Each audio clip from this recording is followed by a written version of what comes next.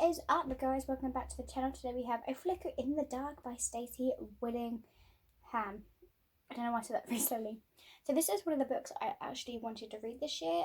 So I am going through the books I wanted to get this year to get those on my list. But obviously I will do that at the end of this year when I have my 2 weeks off, like I do every year. End of the year I will go through stuff that I want to get myself, what is going to be main things that I will get. So I have written all the books that I have from authors that I want to get. So if there's any other books that I want from them, I will write them down and make sure that is my first thing I will be getting them for next year. But this is one of the books I really wanted to read. She thought the murders had stopped. She was wrong. So I'm not going to read you the back because it's basically a small version. I'm going to give you a little bit more of it. So when Chloe Davis was 12, 6 teenage girls went missing in her small Louisiana's town by the end of the summer. Chloe's father has been arrested as a serial killer and promptly put in prison. Chloe and the rest of the family were left to grapple with the truth and try to move forward while dealing with the aftermath. Now, 20 years later, Chloe is a psychologist at a private practice in Baton Rouge and getting ready for her wedding. She finally has a fragile grasp on the happiness she worked on so hard to get. Sometimes, though, she feels out of control on her own life as a troubled teen who are her patients.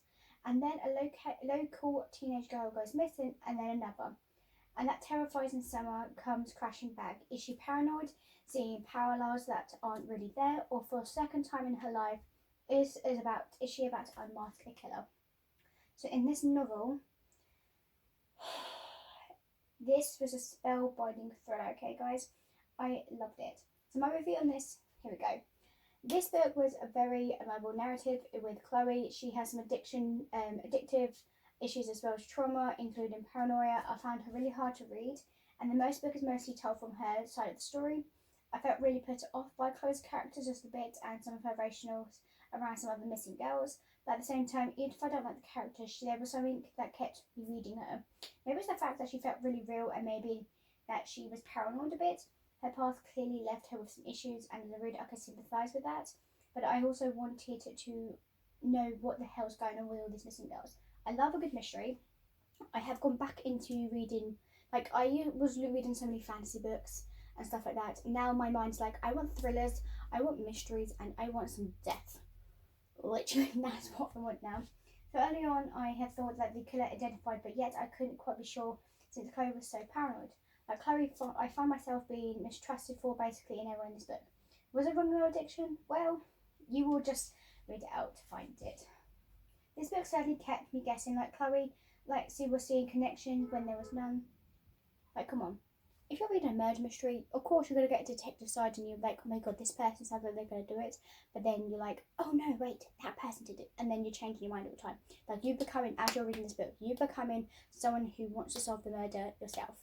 And you're like, I want to know more evidence. I want to know more details of what the hell is going on. Okay. So, was I reading more into certain things that like the situation wanted? There was a lot of things that kept me reading, and I love exploring this psychological thriller. In some ways, I wanted this book to be more twisty and maybe a little bit dark in the end. It started off a little bit dark, and I thought the author could really have capitalised on that in their book. But I sensed some hesitation, especially in the unmasking the killer reveal. Oh, I was wrong. I think the author could have really explained things a little bit more in the reveal, and maybe even a little gone through a little more darker than it was. Frankly, I was expecting more the ending, but overall it's a solid debut novel, and I'm eager to read more in this thriller. Because girl, I need to know what else she's read. Like, even though it was hard for me to read, like I said in the beginning, I did want to read more because I wanted to know more about the mysteries, what's going on, and if this author is going to be doing more stuff like this, girl, I've got to know more. Okay, I've got to know more of what's going to be more on top of everything, okay? I am that kind of person who likes to, I watch a lot of mystery stuff. A lot of murder scenes, a lot of stuff like that, and there's me always, as I'm watching, I'm going, oh my god, Okay, it sounds like he didn't do it, but he sounds like he's trying to get his way out of it. Oh, this guy's definitely killed because the way he's looking, the way he's trying to tempt the person. But I'm like, dang.